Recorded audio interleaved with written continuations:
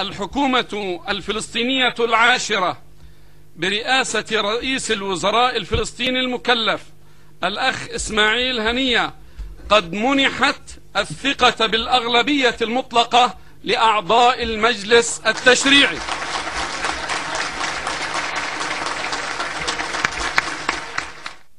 Frustrated with their corrupt, stagnant government, Palestinians voted for the radical fundamentalist Muslim party of Hamas.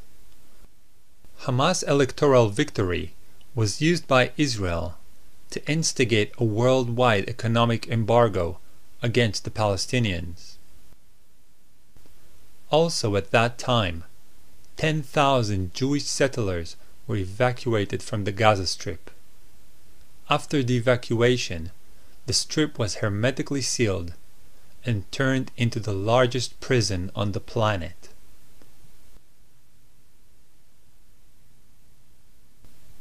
Israel controls all sea, land, and air access to Gaza. It regularly cuts off all food, water, and power supply to the strip in order to punish the population for their defiance.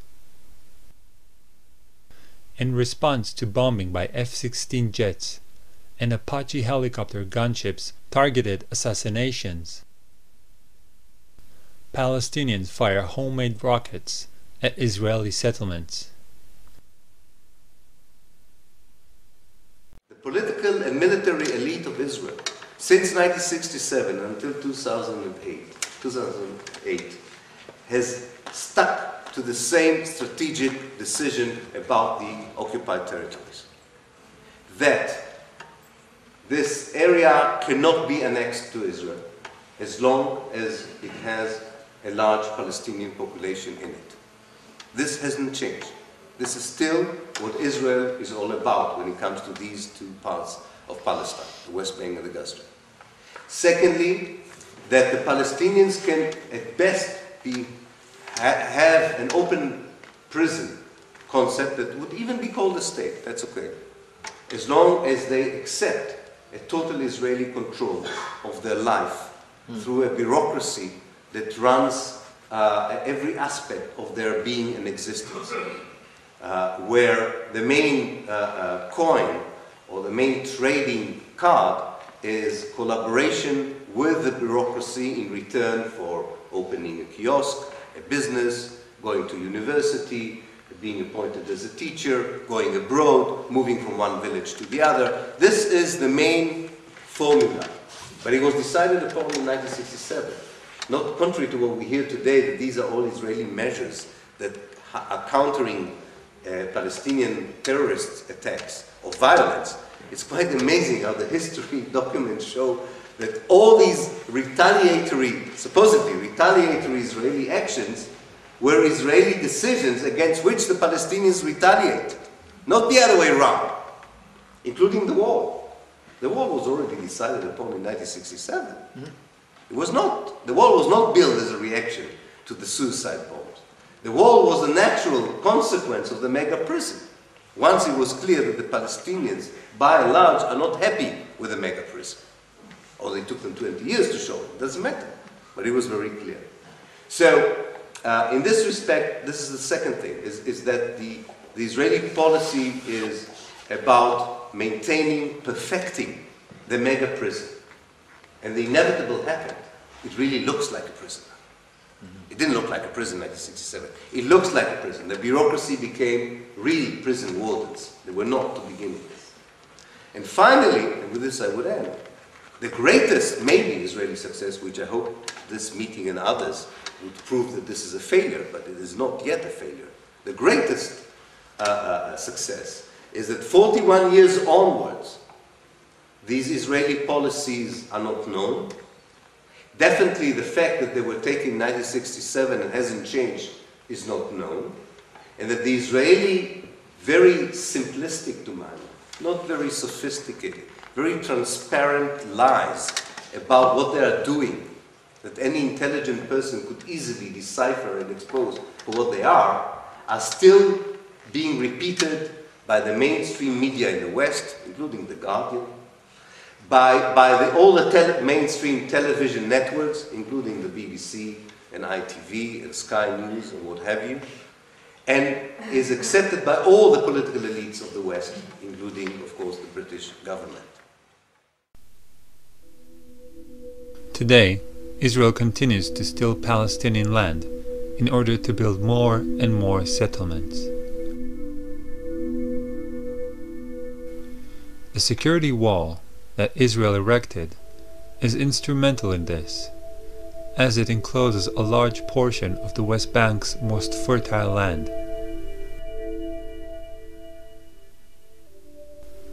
3.5 million Palestinians live as virtual prisoners.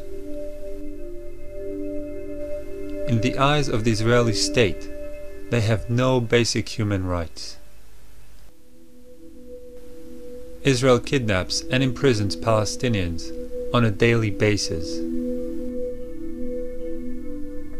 There are over 10,000 Palestinians in Israeli prisons. Men, women, and children are killed almost daily for opposing the occupation.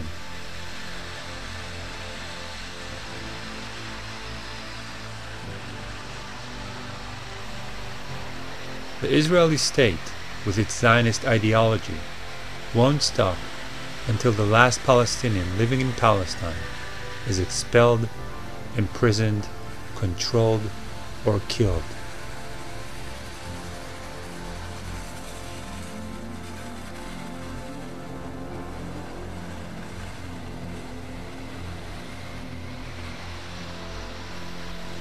The Palestinians who live in Israel are treated as second-class citizens.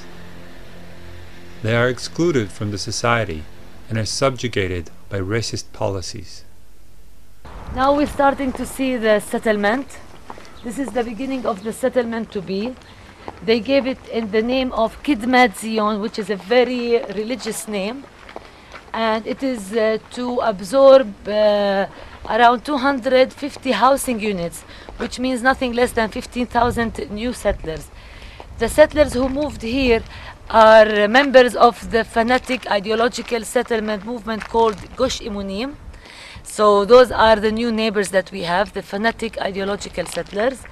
And you can see that they have not just the army to protect them and to enslave them, but also they have special guarding agents that are sitting on top of their house.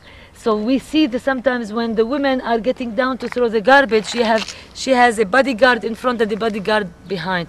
When the women and their children are moving out of the neighborhood, there is a bodyguard car in front and a bodyguard out behind. And those bodyguards, by the way, are not paid by the government. They are paid by my taxes as a taxpayer, because these are private security companies that are paid by my taxes for special requests based on security needs. And of course the security needs are not to protect me as a taxpayer, but to protect the illegal settlers that are moving on my land against my will. And that's the controversial reality that we here live in.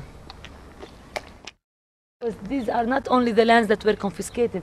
Behind the mountain you have a vast majority of lands that are owned by Abu Dis overnight were announced as confiscated areas for security reasons, and they won't allow me to move around because at one point I'm sure the security will follow me. But I wish I could take you, like you see the wall zigzagging in and out. Palestinians out, Israelis and empty land in order to grab all that empty lands for the expansion of a settlement to be.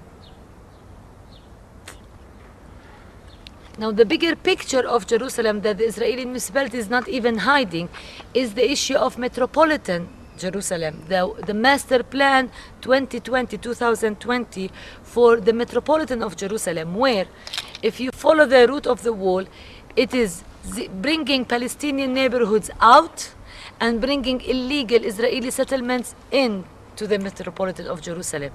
For example, Abu Dis, you see how Abu Dis is adjacent to Jerusalem. It's like within walking distance, 5 minutes walking distance, you're in Jerusalem. This is Jerusalem. Internationally, historically, this is Jerusalem. But Abu Dis, with its population, concentrated Palestinian population, is out of the master plan for Jerusalem, whereas Ma'ale Adumim settlement that is built on Abu Dis land, like 5 kilometers from here, is into the master plan of Jerusalem because of their Jewish majority or their Jewish existence. The same thing for Bethlehem area. Bethlehem, the city of Jesus, is out of Jerusalem, metropolitan, although it's 12 kilometers drive. It's like 12 minutes drive literally between center Jerusalem and center Bethlehem. But because it's concentrated Palestinian area, it is out of the metropolitan of Jerusalem. But Gush Etzion blocks, settlement blocks that are 20 kilometers away from Jerusalem are within the metropolitan of Jerusalem because of their Jewish population. So the metropolitan of Jerusalem is so clear. Racist, apartheid, whatever you want to call it. Jews in, Palestinians out. So this is the bigger picture, and the internal picture is with the Israeli Jewish fanatics that we have to deal in. So you have fanatics on the ground, you have fanatics at decision-making level.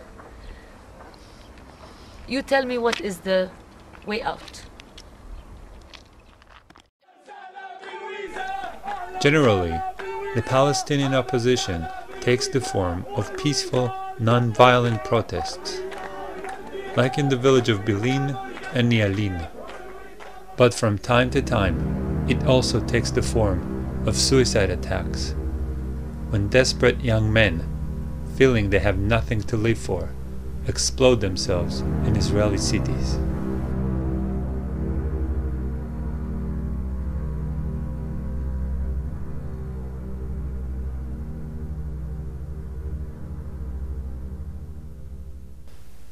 There is no opposition to Zionism in Israel.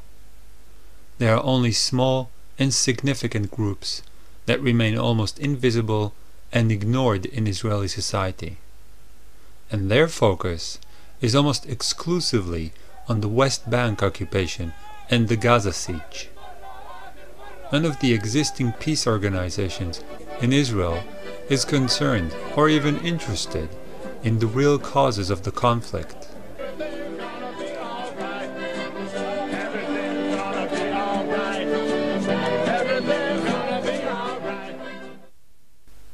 One of the biggest opposition groups comprises of some 50 anarchists, most of them still in high school. They join peaceful Palestinian demonstrations in West Bank villages and end up playing cat and mouse with the soldiers pursuing them through the hills. Another group, Gush Shalom, is mainly made up of senior citizens. You're welcome. Nice to meet you. Thank you. Welcome. Just like Combatants for Peace and a few other tiny groups. Gush Shalom is not against Zionist policies as a whole. It only specifically protests against the occupation of the West Bank and the Gaza siege.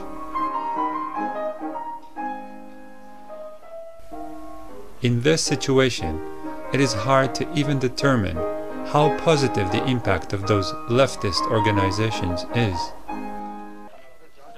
After all, their very existence convinces most Israelis and the world that Israel is an open, free, democratic state. The real, desperately needed discussion about the ultimate fate of the remaining Palestinians simply does not exist.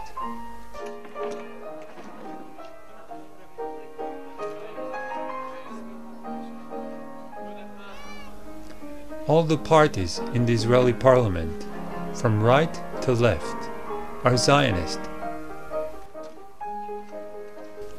In Israeli society, and increasingly in the outside world, it is only permissible to question the occupation of the West Bank and the Gaza siege. Anyone who questions the occupation of Palestine and the catastrophe Zionism brought on Palestinians is ostracized, silenced, called an anti-Semite, or, in case of a Jew, a self-hating Jew.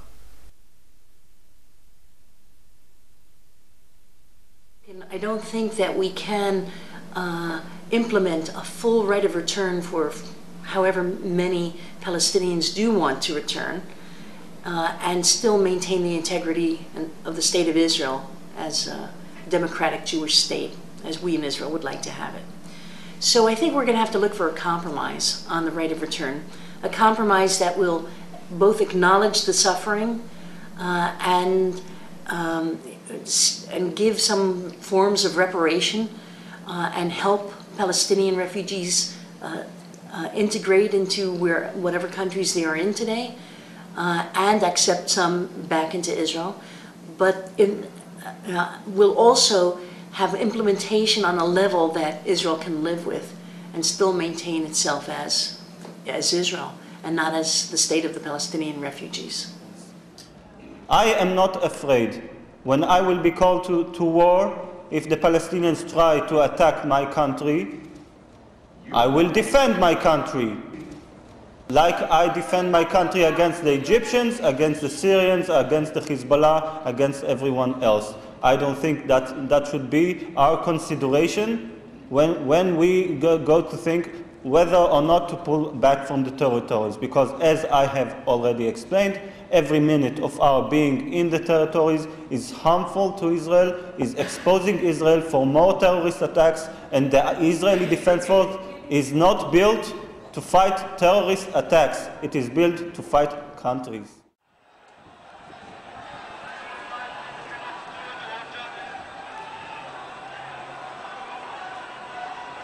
Activist groups everywhere, of all faiths and none, who campaign for justice and peace, need to ask themselves some uncomfortable questions about how effective really they have been, and more to the point, what they must do to be more effective.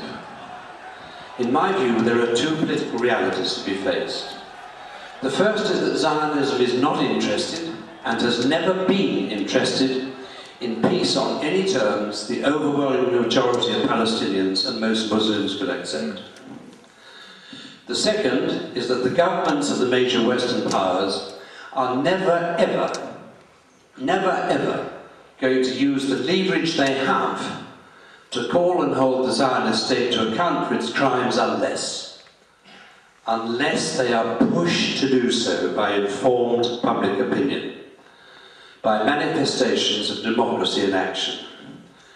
Now, as I said on this very platform in November 2006, and I think it bears repeating, the problem throughout the mainly Gentile Judeo-Christian world is that the citizens of nations, generally speaking, are too uninformed to do the pushing.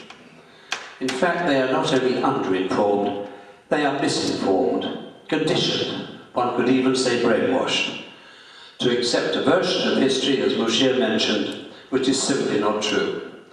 And this has happened in large part because the mainstream media, like almost all politicians, is terrified of offending Zionism.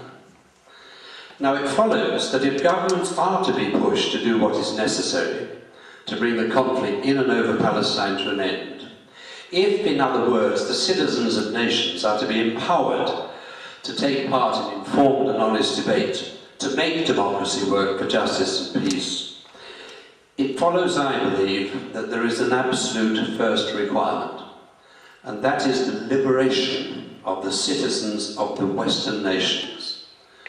Liberation from the tyranny of Zionism's propaganda lies, upon which the first draft of Judeo-Christian history is constructed. The good news is that the tools to make this liberation possible are now available. They are books which expose Zionism's version of history for the propaganda nonsense it is. The core essence of this nonsense is that there was no ethnic cleansing of Palestine, that poor little Israel has lived in danger of annihilation, driving into the sea of its Jews, and that Israel had no partners, Palestinian or Arab, for peace. Israel's existence has never, ever been in danger from any combination of Arab military force, and that Zionism's assertion to the contrary was the cover which allowed Israel to get away where it mattered most with presenting its aggression of self-defense, and itself was the victim when actually it was and is the oppressor. In terms of racism, there is no difference between apartheid South Africa and Zionist Israel. The Zionists, however, have the biggest weapon that was not available to South Africa apartheid. Bigger than F-16s, tanks, and nuclear missiles put together. It's called the Holocaust. The Holocaust allows Zionists to manipulate world public opinion and to stifle any possible open discussion. It is simply their biggest asset. Today, to be an anti-Zionist is construed as being anti-Semitic, and to be anti-Semitic can send you to prison in Europe.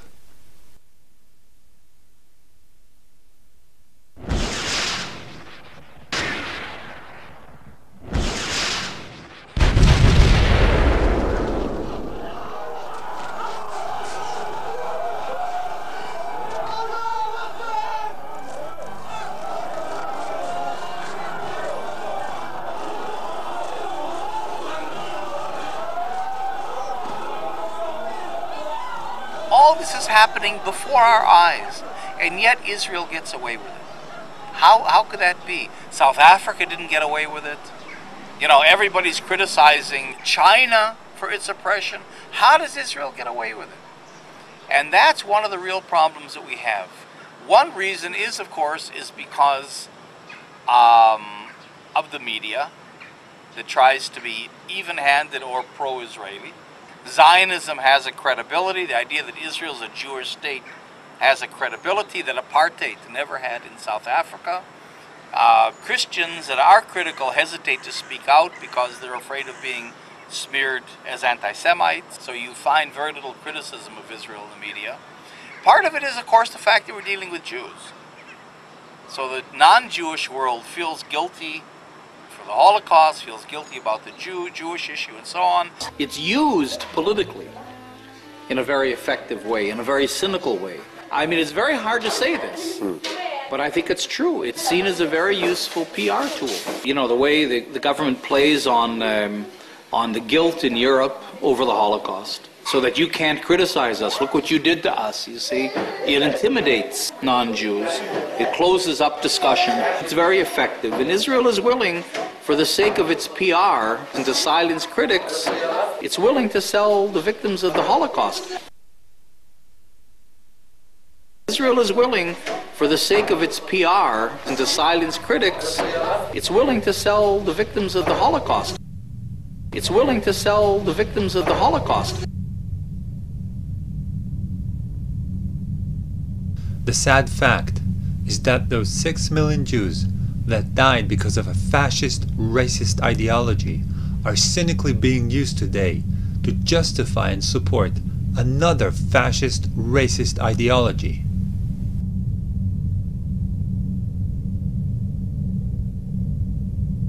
As most of my family, on both sides, were amongst the victims of the Holocaust, I withdraw my permission from Israeli government and Zionists worldwide to use their death in such a hideous way.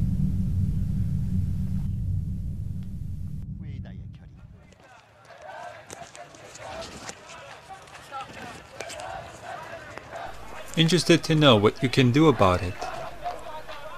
Insist that your government challenges Israel and its racist, fascist ideology of Zionism. I made this documentary so none can say in the future, "We didn't know." Now you know, so you can act.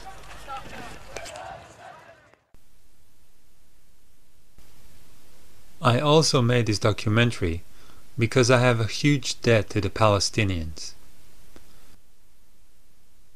One part of the debt is simply growing up in Israel.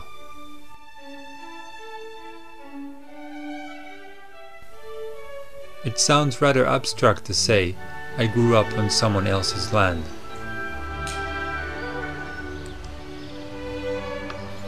It is more to the point to say that I grew up in a block of flats in a suburb built on once beautiful olive and orange groves.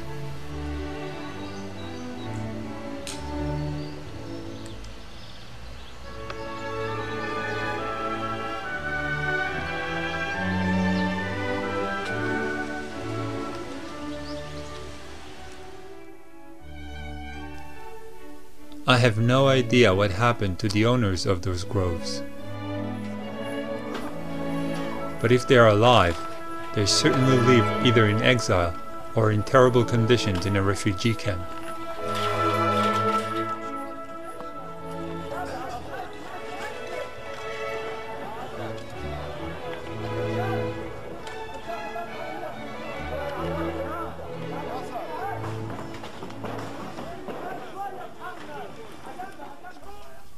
Another part of my debt is taking an active part in the occupation as a paratrooper and reserve soldier. In Israel, about 5% of the population serves as reserve soldiers, and except for the professional soldiers, they are the only Israelis who ever get to see firsthand what actually happens in the occupied territories. The rest of the Israelis see only army-controlled glimpses on television. Being part of that 5%, I saw occupation from close, and I will never take part in that again, even if it means going to prison for desertion.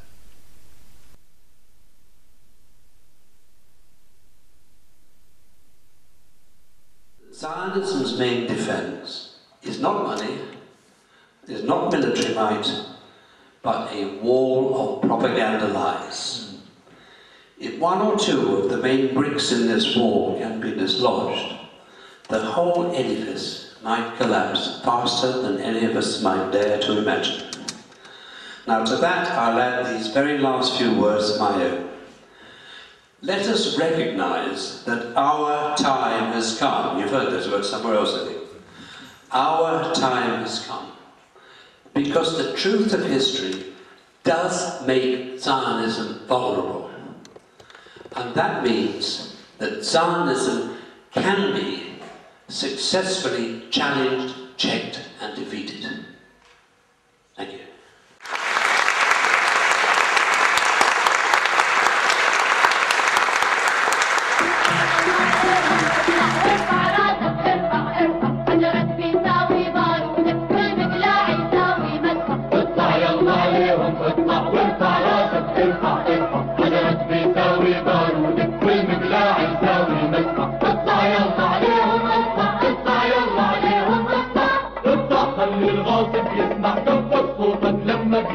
مهما عطشنا أو جوع موت نموت ولا نرفع اطلع خلي الغاصب يسمع كبر صوتك لما بيسمع مهما عطشنا أو جوع موت نموت ولا نرفع اطلع يلا عليهم اطلع وارفع راسك ارفع حجرك بيساوي بارودك والمقلاع يساوي منفع اطلع يلا عليهم اطلع وارفع راسك ارفع حجرك بيساوي بارودك